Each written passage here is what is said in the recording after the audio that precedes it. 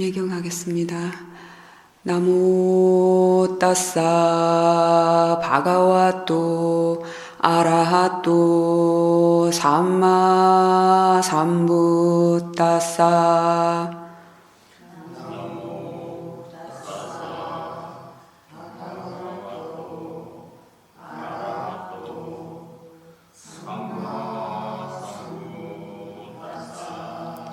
나모 따싸 바가와또 아라하또 삼마 삼부따싸.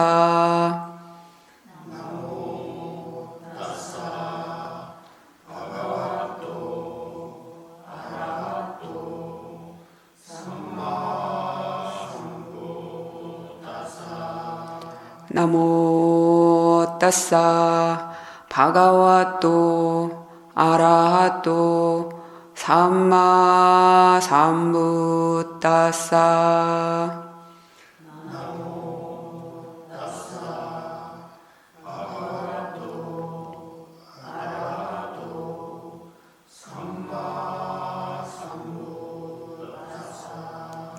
삼기는 같이 합송하겠습니다. 부땅 사라낭 가참미 담망 사라낭 가참미 상강 사라낭 가참미 두디암피 부땅 사라낭 가참미 두디암피 담망 사라낭 가참미 두디암피 상강 사라낭 가참미 따디암피 부땅 사라낭 가참미 따디암피 담망 사라낭 가참미 따디암피 상강 사라낭 가참미. 5가지 계를 드리겠습니다.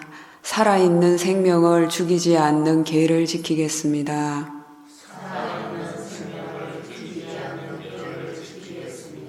주지 않는 물건을 갖지 않는 계를 지키겠습니다. 잘못된 음행을 하지 않는 계를 지키겠습니다. 거짓말을 하지 않는 계를 지키겠습니다. 정신을 흐리게 하는 약물이나 술을 마시지 않는 계를 지키겠습니다.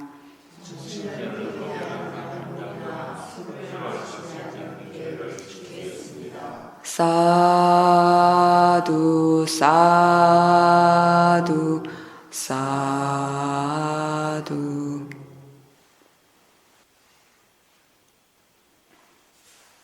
편안하게 현재 자신이 알 수 있는 대상을 인지하시기만 하면 됩니다. 어떤 대상을 관찰해라 라는 것은 의미가 없는 말입니다. 왜 그런가 하면은 그때 그 순간순간에 그 수행자의 마음 상태에 따라서 관찰할 수 있는 대상이 다르고 영역이 다르기 때문입니다. 그렇기 때문에 관찰되어지는 대상 쪽은 무엇이 보여야 한다라는 정답이 있을 수가 없습니다.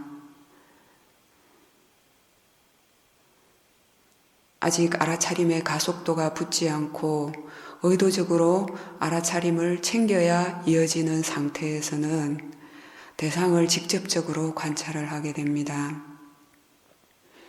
몸에서 일어나는 딱딱하고 부드러운 성질이나 차고 더운 성질, 움직이는 성질들이 관찰이 될 수도 있고 또 소리가 관찰이 될 수도 있습니다. 보이는 것이 관찰이 될 수도 있습니다. 순간순간 생각이 일어나는 것을 알 수도 있습니다. 이렇게 관찰이 될 때는 대상을 직접적으로 알아차림하고 있는 상태입니다.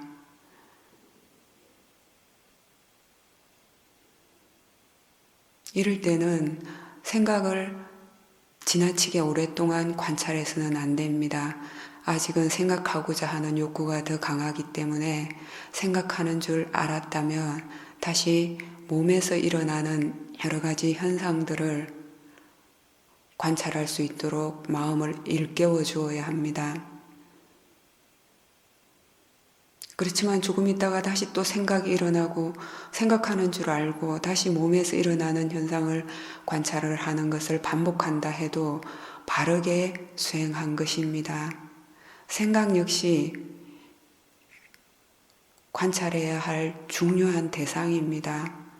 생각을 보지 않는다면, 일어나지 않도록 억제한다면 그 생각에 대해서 이해하지 못합니다. 생각 역시 생겨날 수밖에 없는 자연의 이치입니다. 관찰해야 될 대상입니다. 마음이 단지 생각하고 싶은 대로 생각할 뿐입니다. 이러한 것들을 이해하기 위해서 관찰하는 것입니다. 자신이 원하는 어떤 특정한 상태가 일어나도록 수행하는 것이 아닙니다. 몸과 마음에서 일어나는 전체적인 현상들을 대상으로 알고 그 대상을 지속적으로 관찰하다 보면 자연의 이치에 대해서 이해되어지는 것들이 조금씩 있습니다. 자연의 이치라는 것은 다른 것이 아닙니다. 나도 아니고 너도 아니고 사람도 아니고 중생도 아니라는 것입니다. 그 순간 생겨날 것이 있어서 생겨나는 자연적인 현상이라는 뜻입니다.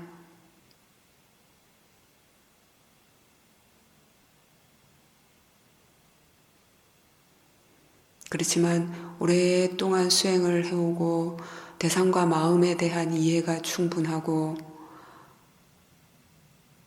대상을 직접적으로 알아차림하지 않아도 대상을 알고 있는 마음을 알 수 있는 상태에서는 굳이 의도적인 개입을 하지 않아도 사티 사마디 지혜가 자연스럽게 알아서 자신의 할 일을 하게 됩니다.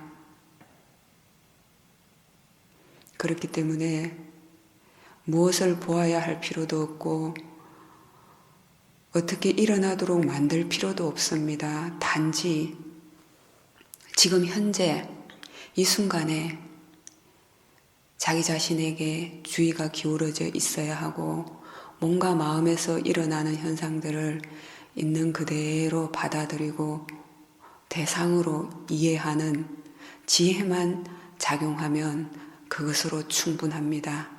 그것이 지속적으로 이어진다면 법이 자신의 할 일을 알아서 하게 될 것입니다.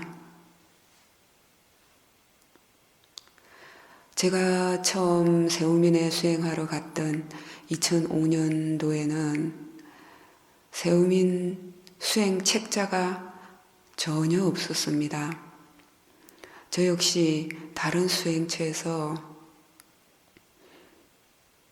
수행을 이런저런 방법으로 해보았습니다. 다른 수행처에서 가르쳐 주었던 방법들은 한결같이 코의 호흡에 대해서 집중하거나 배가 부름끄짐에 집중을 하거나 행선할 때 발의 움직임에 집중하는 방식이었습니다. 모두 다 대상 쪽에 대해서만 이야기를 하고 특정한 대상에 대해서 집중하는 것에 관해서만 가르쳐 주었습니다. 그런 수행처에서 머무는 동안에는 저 역시 그렇게 수행을 했습니다. 왜냐하면 보고 들은 정보가 그것이 전부였기 때문입니다. 그래서 수행은 가장 처음에는 이렇게 보고 들은 정보가 수행을 하게 됩니다. 그렇기 때문에 그 정보가 충분하고 완전하지 못하다면 수행 역시 충분할 수가 없습니다. 그런데 세우민에 갔더니 우떼자니아 사야도께서는 대상 쪽에 대해서는 전혀 언급을 하시지 않으셨습니다.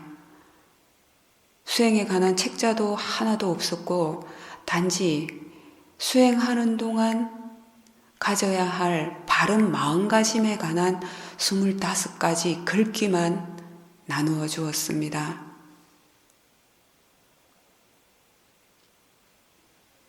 사실 수행을 처음 하는 분들에게 특정한 대상에 집중하라고 하는 것이 더 쉽습니다. 마음의 고요함을 더 빨리 경험할 수도 있습니다. 코의 호흡이나 배의 부름끄짐을 정해두고 그곳에만 집중하게 되면 집중하는 동안 다른 생각을 할 수 없기 때문에 마음은 고요해지게 됩니다.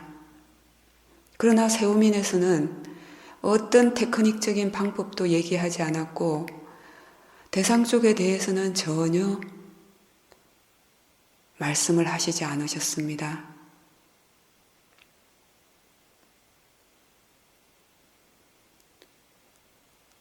그래서 사회도께서 나누어 주셨던 25가지 마음가짐, 바른 마음가짐에 대한 말씀을 숙고를 하면서 무슨 의미일까 생각해보고 그것을 적용하고 또 사회도께 가서 상담을 하는 식으로 수행을 하면서 경험을 통해서 조금씩 이해할 수 있었습니다.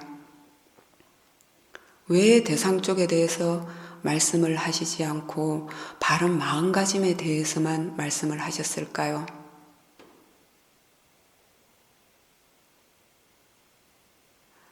자기 자신에게 그 순간 알아차림이 작용하고 있고 마음가짐이 바르고 그 상태가 지속적으로 이어진다면 법이 자신의 할 일을 하기 때문입니다. 그러나 역으로 대상에 대해서 집중은 하지만 그 집중하는 마음, 즉 수행을 하는 마음 자세가 바르지 않다면 그 수행은 아무리 오랫동안 열심히 해도 결코 바른 지혜가 생겨날 수 없기 때문입니다. 이것은 여러분이 수행을 지속적으로 해 가시면서 스스로 확인을 해 보신다면 충분히 판단할 수 있는 일입니다. 법은 이해한 만큼 자유로워지고 스스로 확신을 할 수 있게 됩니다.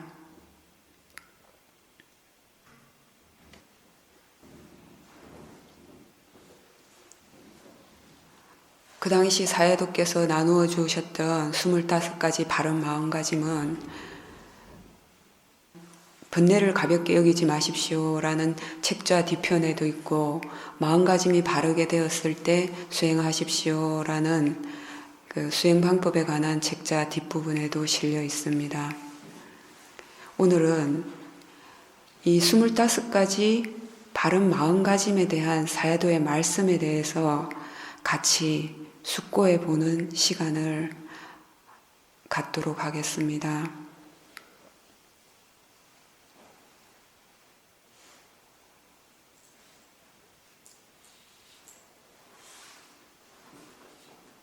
지금 마음이 무엇을 하고 있습니까?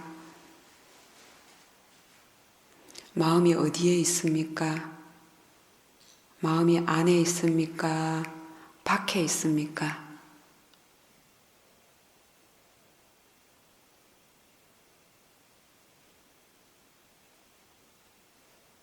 어떤 수행자가 이런 질문을 했습니다. 이 바른 마음가짐에 대한 다른 내용들은 다 이해가 되는데 이 마음이 안에 있는가 밖에 있는가 어디에 있는가 이 말씀이 이해가 되지 않는다라고 했습니다.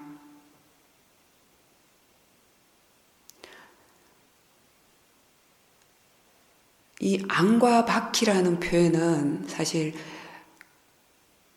수행하는 방법, 즉 위파사나 사념처 수행하는 것에 대해서 자세하게 설명이 되어 있는 대념처경에 사용된 용어입니다. 대념처경의 주석서에서는 이 안과 밖을 자신과 타인으로 설명을 했습니다. 예를 들어서 자신의 몸에서 일어나는 현상들에 대해서 몸을 단지 몸으로 이해한다면 타인의 몸에 대해서 역시 사람이나 중생이 아닌 몸을 단지 몸으로 이해해야 한다는 것입니다. 자신의 몸에서 일어나는 현상을 그렇게 관찰하는 것처럼 타인의 몸에서 일어나는 현상 역시도 그렇게 이해해야 한다는 것입니다. 자신에게서 일어나는 느낌에 대해서 느낌을 단지 느낌이라고 이해하게 되었다면 타인의 느낌에 대해서도 단지 느낌을 느낌이라고 이해해야 한다는 것입니다. 자신의 마음에 대해서 마음을 단지 마음이라고 이해하게 되었다면 타인에 대해서도 마음을 단지 마음이라고 이해해야 한다는 것입니다. 이 마음을 마음이라고 이해하고 느낌을 느낌이라고 이해하는 것은 아주 심오한 의미가 있습니다.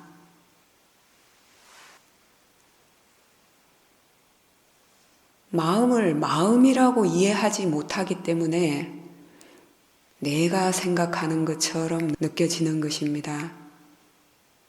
생각의 내용을 믿게 되는 것입니다. 생각의 내용에 대해서 좋다 싫다 집착하는 마음이 일어나는 것입니다. 마음은 마음일 뿐입니다. 마음을 마음이라고 이해하는 순간 아주 자유로운 것을 경험하게 될 것입니다.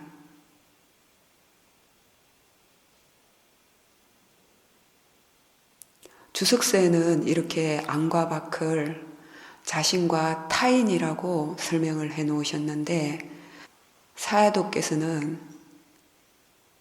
이것을 안을 마음이라고 이해해야 하고 밖을 대상이라고 이해해야 한다라고 말씀하십니다.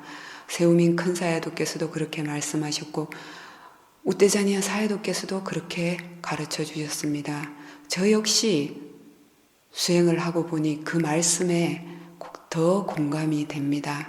그래서 이 안과 밖은 두 가지 의미가 다 있다라고 이해하시면 됩니다. 첫 번째는 조금 전에 말씀드린 것처럼 자신과 타인이라고 이해하면 되는 것입니다. 왜 자신과 타인이라고 이해하는가 하면은 오랫동안 수행을 해오신 분들은 경험하셨을 것입니다. 자신의 마음에 대해서 이해한 만큼, 자신의 몸에 대해서 이해한 만큼 타인에 대해서도 짐작이 되는 측면이 있을 것입니다. 타인의 감정에 대해서, 타인의 은행에 대해서, 타인의 번뇌에 대해서 짐작이 되는 측면이 있을 것입니다. 바로 그러한 의미에서입니다. 자신의 몸과 마음에 대해서 이해가 되면은 타인의 몸과 마음에 대해서도 그렇게 미루어 짐작해서 이해할 수가 있는 것입니다. 왜 그런가 하면은 자연의 이치란 똑같기 때문입니다. 왜 2500년 전에 부처님께서 수행을 통해서 이해하신 그 가르침이 2500년 후에 물질 문명이 이렇게 발달한 현대에 그대로 적용이 될까요? 탐진치라는 자연의 이치, 지혜라는 자연의 이치, 대상과 마음이라는 자연의 이치는 근본적으로 같기 때문입니다. 달라진 것은 개념적인 세상이 달라졌을 뿐이지 그 저변에 작용하는 자연의 이치가 그 원리가 똑같기 때문에 2500년 전에 부처님 가르침이 지금 현재도 그대로 적용이 되는 것입니다.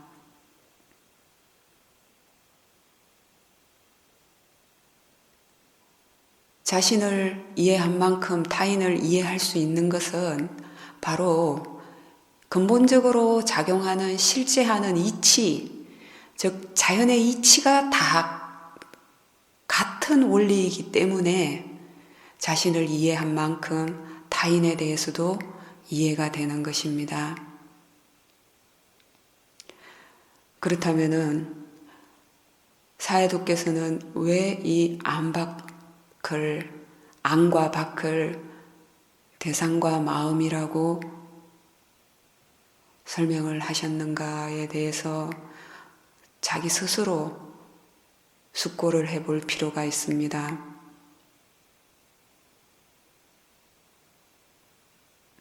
마음이 밖에 있을 때는 어떻습니까?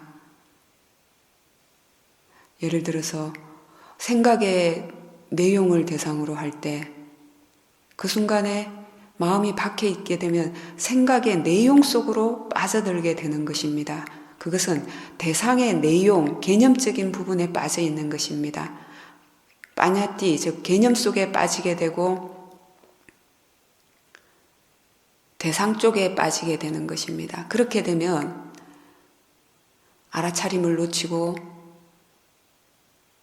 좋다 싫다 하는 번뇌를 키우게 되는 것입니다. 그러나 생각을 하고 있을 때 그 순간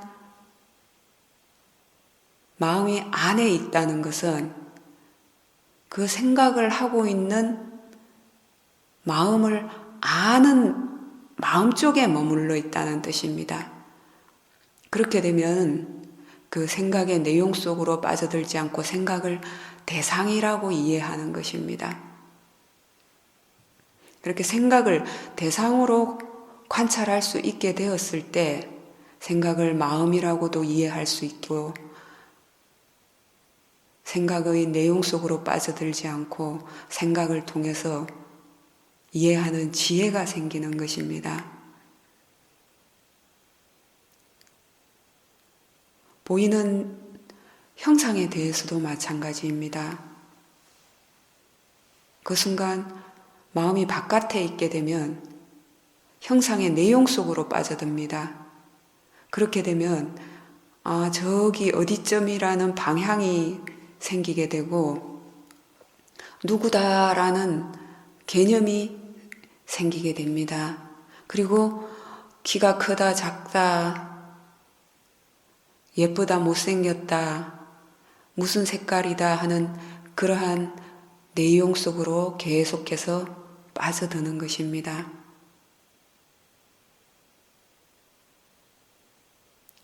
그 순간 마음이 안에 있게 되면 보여지는 형상을 아는 마음 쪽에 머물러 있다는 것입니다.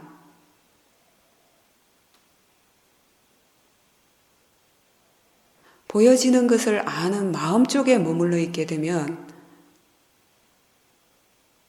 보여지는 성질을 대상이라고 이해할 수 있고 자연의 이치로 이해할 수 있는 것입니다.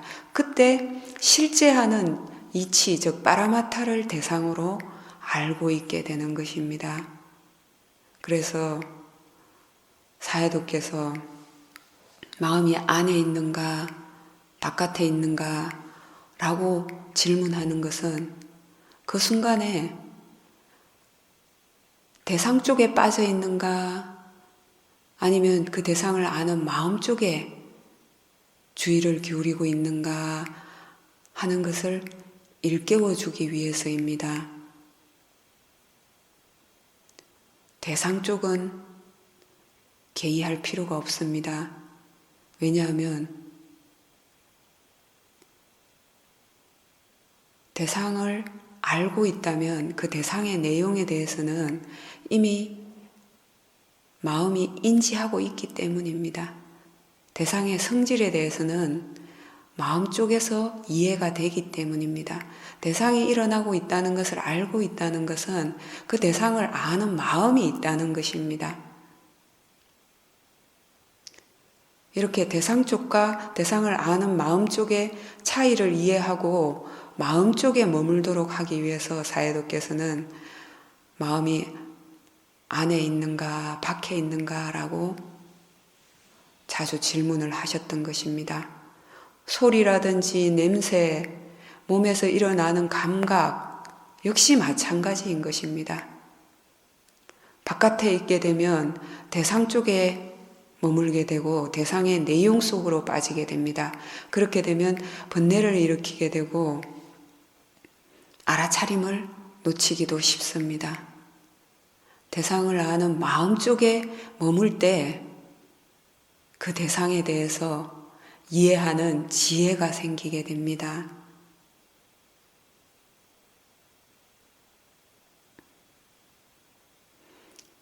이 마음이 안에 있는가 밖에 있는가는 수행 중 가져야 할 마음가짐 18번째인데 질문을 하신 분이 있어서 가장 먼저 언급을 했습니다. 첫 번째는 너무 집중해서 보지 말고 억제해서 보지 말고 억지로 만들어서 보지 말고 억눌러서 보지 말라고 하셨습니다. 왜 집중해서 보지 않아야 할까요?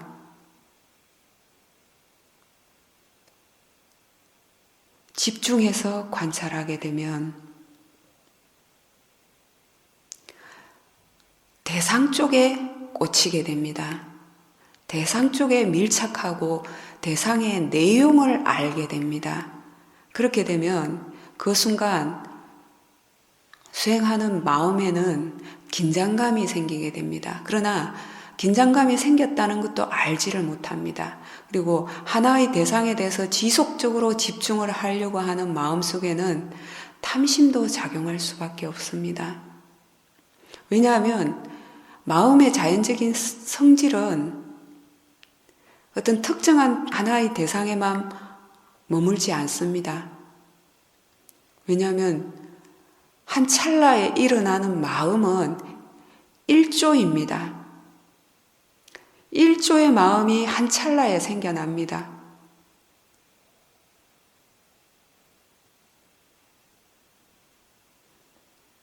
그 1조의 마음이 한 찰나에 생겨날 때 특정한 대상 쪽에 집중을 하게 되면 그 중에 하나의 대상에만 집중하는 것입니다. 세우민 수행을 충분하게 이해하신 분들은 매 순간 안입이 설신 의에서 일어나는 6가지 대상을 전체적으로 다 알고 있습니다. 그렇지만 이마저도 1조라는 한 찰나의 마음을 다 알지는 못하는 것입니다. 알 수 있는 만큼 알고 있을 뿐입니다. 그리고 집중해서 보지 말라고 하는 그 말씀에는 또 한 가지 중요한 이유가 있습니다. 집중을 하게 되면 사람의 의도가 개입이 됩니다. 사람이 의도적으로 하는 수행이 되는 것입니다. 예를 들어서 지금 현재 코의 호흡을 한번 관찰을 해보십시오. 엉덩이가 바닥에 닿아 있는 느낌을 관찰해 보십시오. 마음이 작용하는 것을 이해하는 수행자는 그 순간 마음이 제가 말씀드린 코의 호흡이나 엉덩이가 바닥에 닿아 있는 느낌 쪽에 단지 주의를 기울인다라고 이해하실 겁니다.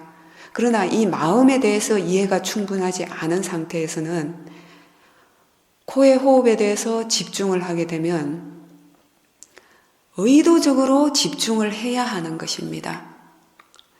그것은 법의 이치가 아니라 사람의 의도로서 집중하게 되는 것입니다. 그것은 법의 자연적인 가속도가 붙지 않게 되는 것입니다. 그래서 집중하지 말라고 하는 것입니다. 억제해서도 보지 말고 억지로 만들어서 보지도 말고 억눌러서 보지도 말라는 뜻은 있는 그대로 볼 수 없기 때문입니다. 위파사나 수행에서 가장 중요한 것은 있는 그대로 관찰하는 것입니다. 대상 쪽에 대해서 말씀드릴 수 있는 부분은 있는 그대로 관찰하라는 것입니다. 일어나는 그대로. 그것이 지금 현재 관찰해야 될 중요한 대상이고 바른 대상인 것입니다. 지금 현재 졸음이 있다면, 졸립다면 그 졸릴 때 일어나는 그 느낌과 그 현상들, 그것이 바로 관찰해야 될 대상인 것입니다. 억지로 졸음을 억누르거나 참거나 없애려고 하는 것은 마음가짐이 바르지 않은 것입니다. 지금 현재 일어나고 있는 대상이 졸음인데 그것을 없애고자 하고 사라지기를 바라는 것은 대상을 없애고자 하는 것입니다. 그것은 바른 마음가짐이 아닌 것입니다. 졸릴 때는 가장 먼저 그 졸음에 대해서 싫어하는 마음을 먼저 관찰해 보십시오. 졸음 역시 자연적인 현상입니다. 어떤 수행자가 그런 말씀을 하셨습니다.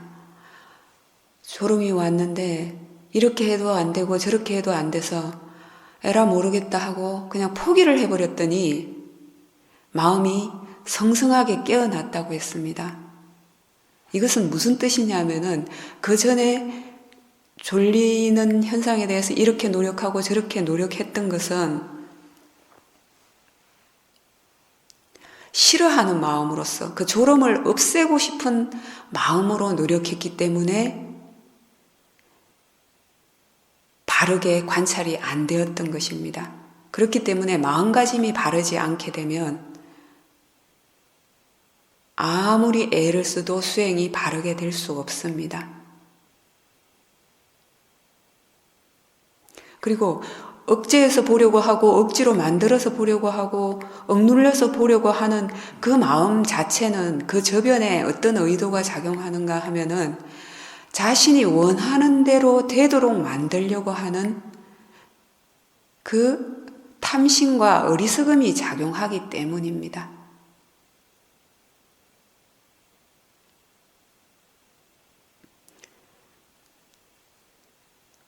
그래서 사회도께서는 집중해서도 보지도 말고 억제해서 보지도 말고 억지로 만들어서 보려고도 하지 말고 억눌러서 보려고도 하지 말라고 하셨던 것입니다. 두 번째는 일어나게도 하지 말고 일어나는 것을 없어지게도 하지 마십시오. 일어나면 일어나는 대로, 없어지면 없어지는 대로 잊지 않고 알아차려야 합니다. 라고 하셨습니다. 여기서 가장 중요한 것은 알아차린다는 것입니다.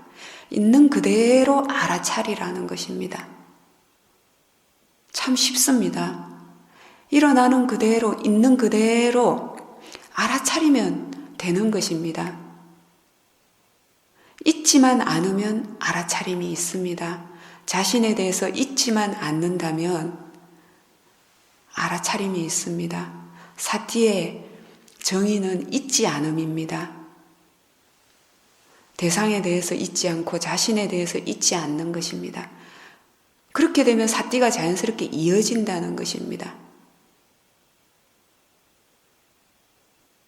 그런데 어떻습니까?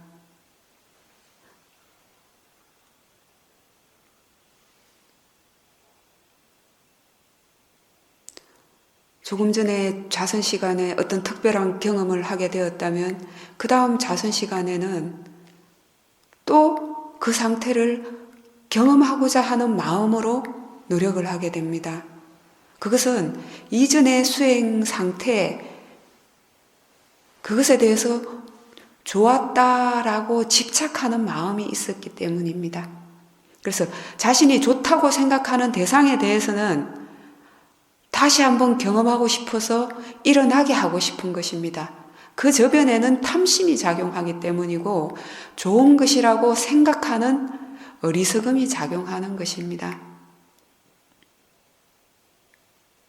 일어나는 것을 없어지게도 하지 말라고 하셨습니다. 일어나는 것을 왜 없어지기를 바라는 마음이 일어날까요? 그 대상에 대해서 싫어하는 마음이 있기 때문입니다.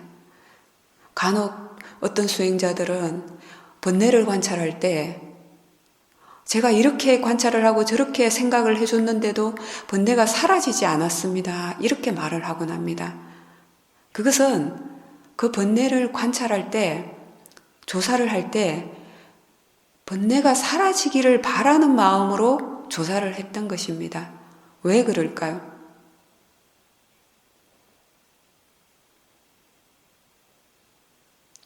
그 번뇌를 싫어하는 마음, 빨리 없어지기를 바라는 마음, 번뇌가 없어지는 것이 바른 것이다 라고 생각하는 그 마음이 작용했던 것입니다.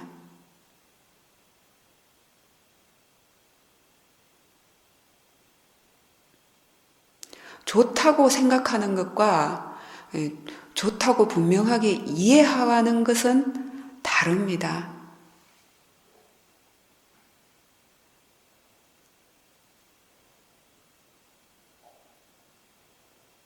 많은 분들이 수행을 하다 보면 마음가짐이 바른 상태에서는 수행이 잘 되는 경험을 했는데 다음에 다시 그와 같이 하려고 하면 안 되는 것을 많이 경험하셨을 겁니다. 왜 그럴까요? 첫 번째는 있는 그대로 일어나는 그대로 마음가짐이 바른 상태에서 수행을 했기 때문에 원하는 바가 없어서 수행이 바르게 나아갔던 것입니다. 그러나 두 번째로 그렇게 되도록 만들려고 했던 것은 탐심이 그러한 경험을 반복하기를 노력했던 것입니다. 사티가 잘 이어지고 안 이어지는 현상 역시도 마찬가지입니다. 마음가짐이 바르지 않을 때는 사티가 잘 이어지면 좋아하고 사티가 잘 이어지지 않으면 수행이 안 된다는 생각 때문에 실망하고 위축이 됩니다.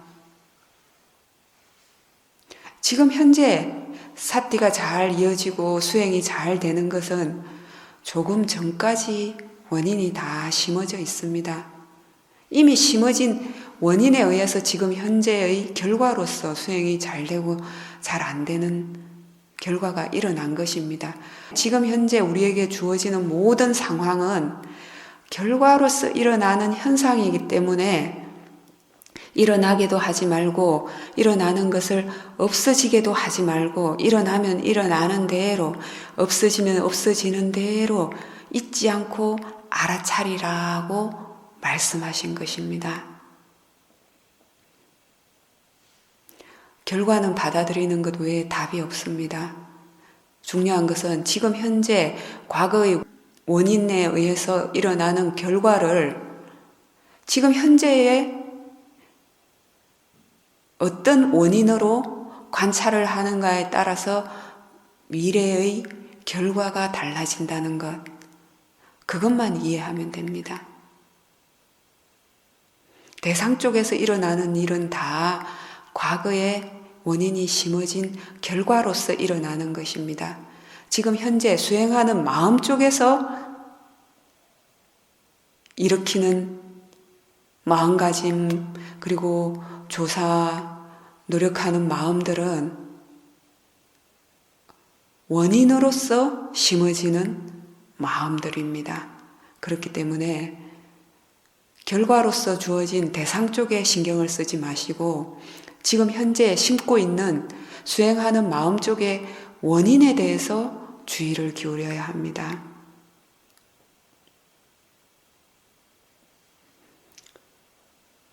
세 번째는 무언가를 일어나도록 하면 탐심, 일어나는 것을 없애고자 하면 진심, 일어나거나 사라질 때마다 알지 못하면 어리석음이다고 하셨습니다. 왜 무언가를 일어나도록 하는 것이 탐심일까요?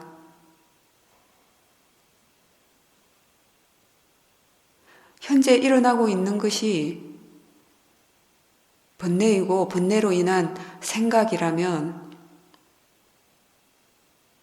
그것이 지금 현재 관찰해야 될 바른 대상인 것입니다. 그런데 일어나고 있는 그 대상을 외면하고 번뇌가 사라진 상태가 되도록 만들고자 하는 것은 바로 탐심이 작용해서인 것입니다. 그리고 번뇌가 나쁜 것이라고 생각하는 어리석은 마음이 작용하기 때문인 것입니다. 일어나고 있는 것을 없애고자 하는 진심이라고 하셨습니다. 왜 그럴까요? 어떤 분은 번뇌에 대해서 이렇게 말씀을 하셨습니다. 그 사건에 대해서만 생각을 하면 화가 치밀어서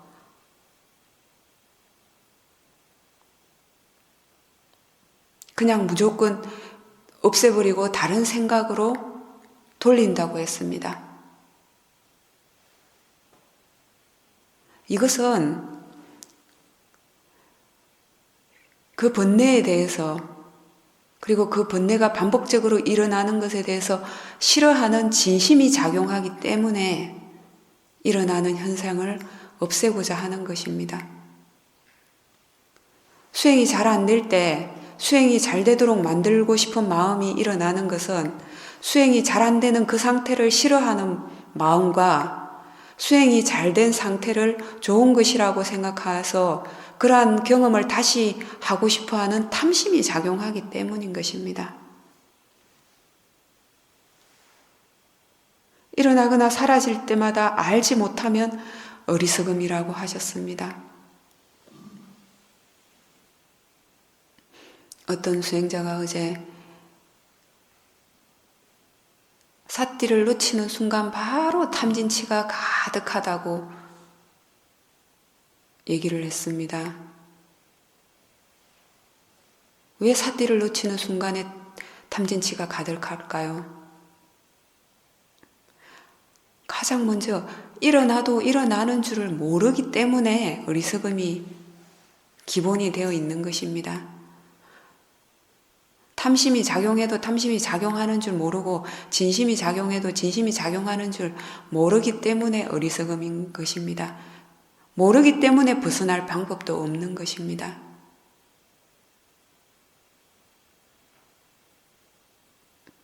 그래서 사해도께서는 알아차림이 있는 순간과 없는 순간의 차이를 흑과 백이라고 표현하셨던 것입니다. 수행을 처음 할 때는 가속도가 붙지 않았을 때 수행을 하지 않아도 괜찮다라고 생각이 되어지고 알아차림 없이도 살아갈 수 있다고 느껴지는 것은 어리석음이 그만큼 강하기 때문에 삿띠가 없는 순간에 허물을 이해하지 못하기 때문에 그런 생각을 하는 것입니다. 그렇기 때문에 수행의 힘이 좋아지면 좋아질수록 더 수행하고자 하는 신심과 노력이 강해지는 것입니다. 역으로 다시 어리석음의 힘이 강해져서 사티 사마디 지혜의 힘이 느슨해지게 되면 이 신심과 노력하는 마음 역시도 느슨해지는 것입니다.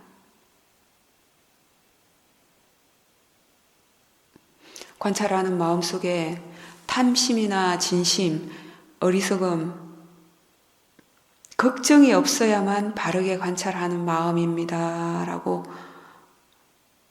네 번째는 적어 놓으셨습니다. 왜 그럴까요? 관찰하는 마음속에 탐심이 작용한다는 것은 어떤 의미일까요?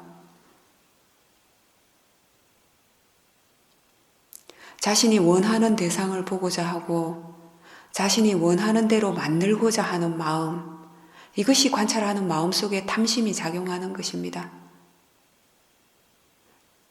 진심, 즉 싫어하는 마음이 작용하는 것은 일어나고 있는 현상에 대해서 원하지 않고 다른 쪽으로 바꾸고자 하는 마음이 작용하는 것을 말합니다. 그리고 이렇게 수행하는 것이 맞을까? 이렇게 수행을 하는 것이 의미가 있을까? 이렇게 의심하고 걱정하는 것, 이 마음이 작용을 해도 수행에 최선을 다하지 못하게 됩니다.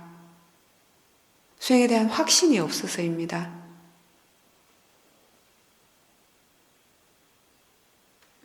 그렇기 때문에 이 수행하는 마음속에 이렇게 탐심이나 진심, 근심, 걱정, 의심이 작용하게 되면 결코 수행의 힘이 좋아질 수 없습니다.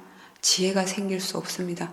왜냐하면 이미 선글라스를 끼고 사물을 보는 것과 마찬가지입니다.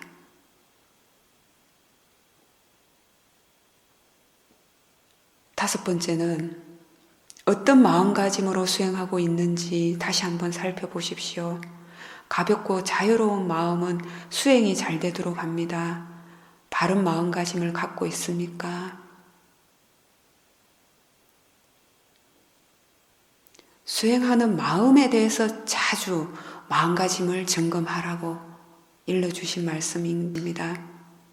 왜냐하면 조금 전에 말씀드린 것처럼 이 수행하는 마음속에 마음가짐이 바르지 않으면 아무리 애를 써도 수행이 바르게 될 수 없기 때문입니다.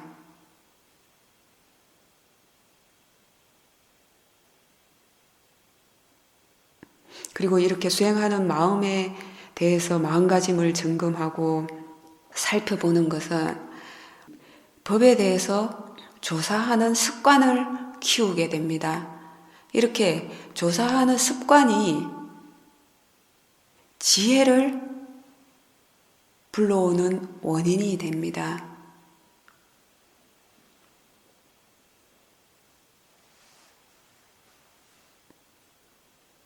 어떤 일을 할 때 아무 생각 없이 하는 것과 그 일의 원리에 대해서 숙고해보고 어떻게 하면 더 잘할 수 있을 것인지 어떻게 하면 더 효과적인가를 생각해보면서 그 일을 한다면 그 일을 반복할수록 더 능숙하고 효율적으로 하게 됩니다.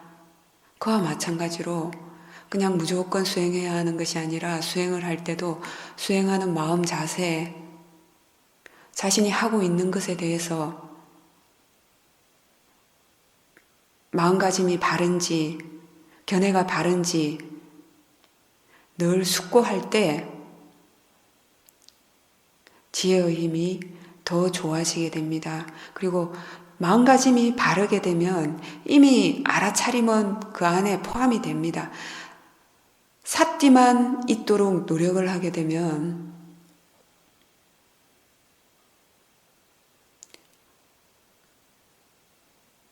마음가짐이 혹은 견해가 잘못되어 있을 수도 있습니다. 그렇게 되면 아무리 삿띠가 이어지도록 노력하려고 해도 바르게 되지 않습니다. 그러나 마음가짐이 바르게 되면 그 순간 알아차림은 이미 포함되는 것입니다.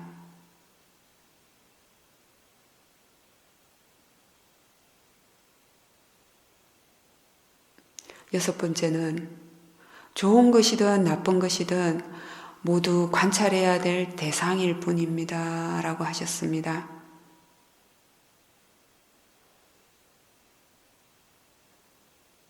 이 대상이라는 말은 수행을 시작한 첫날 수행하는 방법에 대해서 설명을 들었을 때부터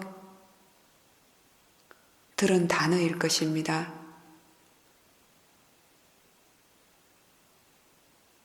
그러나 이 말의 완전한 의미를 완벽하게 이해하게 될 때는 모든 번뇌로부터 근본적으로 벗어나게 되는 순간까지일 수도 있습니다. 그만큼 이 대상이라는 말의 의미는 사실 심오합니다.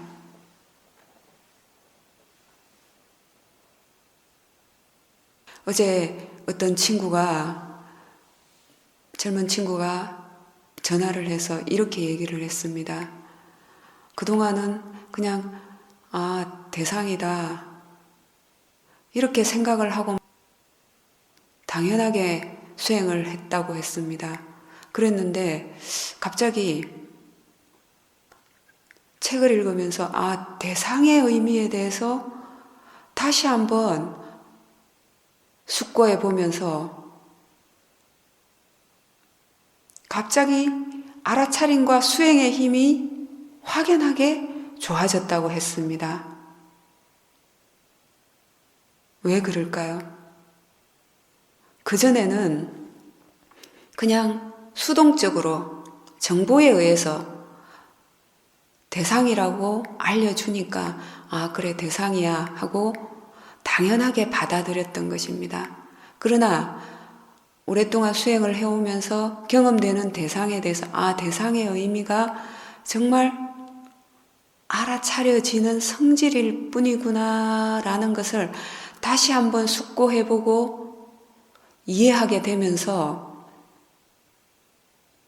대상을 대상이라고 이해하는 지혜가 조금 생겼기 때문에 그 순간 알아차림과 지혜의 힘이 그만큼 좋아졌던 것입니다.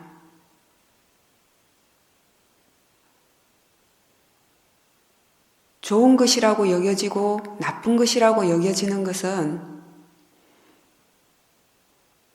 대상이라고 알아차려지는 성질이라고 충분하게 이해하고 있지 못하기 때문입니다.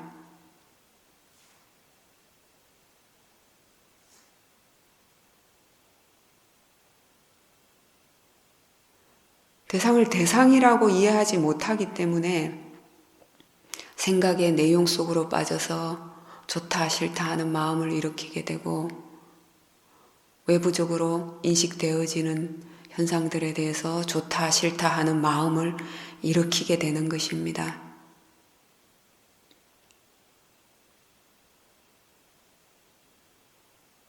이 대상을 대상이라고 이해하기 위해서는 대상 쪽을 보아서는 안 되고 대상을 아는 마음 쪽에 머물러야 합니다. 물속에서는 물을 잘 알지 못하고 물 밖에서 물을 볼 때 더 전체적인 것을 알 수 있는 것과 마찬가지 원리입니다.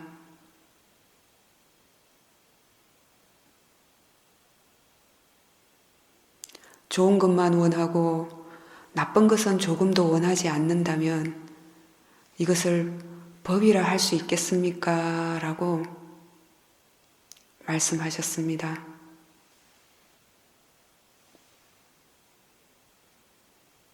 수행이 잘 되는 상태만을 원하고 수행이 잘 안 되는 상태는 용납을 하지 못한다면 그것이 과연 법일까요?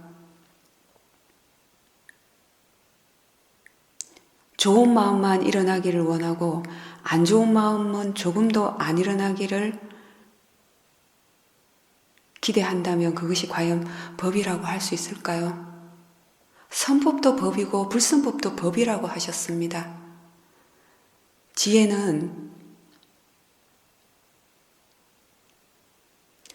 좋은 상태에 대해서만 이해하는 것이 아닙니다. 안 좋은 상태에 대해서도 이해하는 것이 지혜입니다. 그렇기 때문에 선법에 대해서도 이해하는 것도 지혜이고 불선법에 대해서 이해하는 것도 지혜입니다.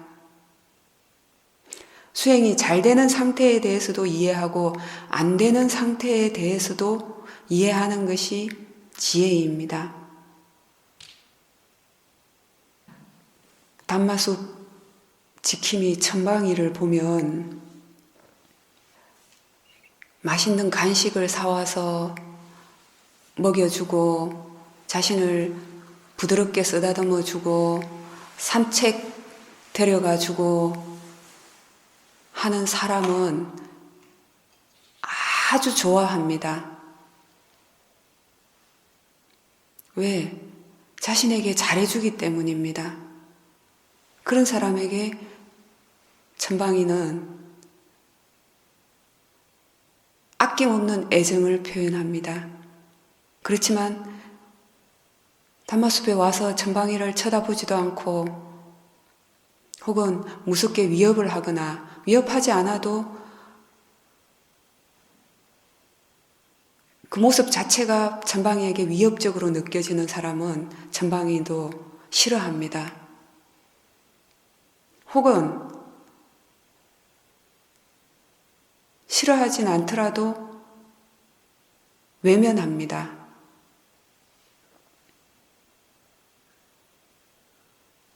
자신에게 잘해주는 사람, 그런 사람만 좋아하고 자신에게 나쁘게 하는 사람, 자신에게 번뇌를 일으키게 하는 사람은 싫어하고 무시하고 외면한다면 그것은 단마숲에 있는 천방이의 의식 수준이 아닐까 그런 생각을 합니다. 우리가 수행하는 동안에 가져야 할 이 마음가짐이 완전하게 좋아지는 것은 어느 한순간에 되지 않습니다. 수행을 통해서 잘못된 마음가짐을 이해하는 순간 바른 마음가짐이 됩니다. 바른 마음가짐을 이해하는 순간 잘못된 마음가짐을 하나씩 내려놓게 되는 것입니다. 결국 지혜라는 것은 잘못된 생각, 잘못된 마음가짐을 바르게 이해하는 것이 지혜인 것입니다. 지금 현재 자선할 때의 이 마음 자세, 수행에 대한 의지, 관심, 노력, 확신, 이 상태가 일상에서도 그대로 이어져야 합니다. 자신의 법을 보호할 수 있는 사람은 오직 자신입니다. 자신이 법을 귀하게 여기고 보호하는 만큼 법은 딱 그만큼만 유지됩니다.